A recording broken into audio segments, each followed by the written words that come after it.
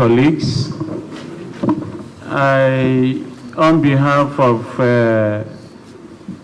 the African Democratic Congress Caucus of the 10th House of Representatives, bring you warm greetings and to give a stamp of approval to the text of our press conference so ably delivered by our ranking chair of Foreign Affairs Committee in the days of yore when the National Assembly was a place to be, especially the House of Representatives.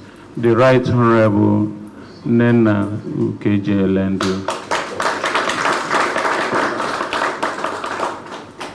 Yes, for us in the House, like my colleague Nena Ukeje said, the tyranny of the majority cannot be sustained because the minority will not only have their say, but they will put out their facts that the ruling government cannot comprehend with.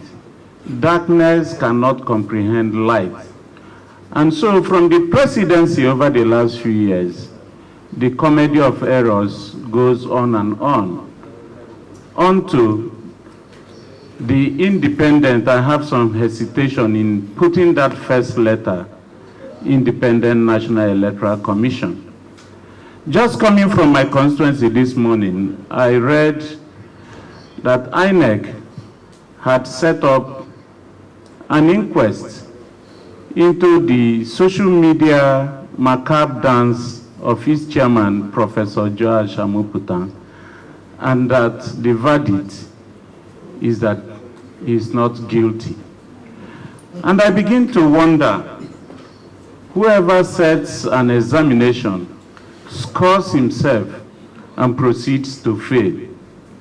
I also wonder from where within the commission who set up that committee to investigate the chairman, where the prosecutors and the respondents, if there were any, are all staffers of INEC. So our dear countrymen, we will not stop at this. The INEC chairman stands indicted, as has been shown clearly in the public space and on official documents, because when you tweet now on X platform, whatever you have put out there is not for you alone. It's for Nigerians and indeed the world. And so we'll be calling on the presidency and our colleagues in the National Assembly to set up individual and separate inquiries into the impartiality of the INEC chairman.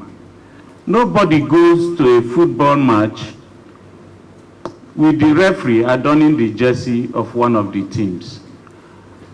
So on this note, we want to put it to INEC that their self-exoneration, which they attempted, does not gel with the Nigerian people, and we insist that the issues must be discussed fully and wholly. I thank you for this opportunity.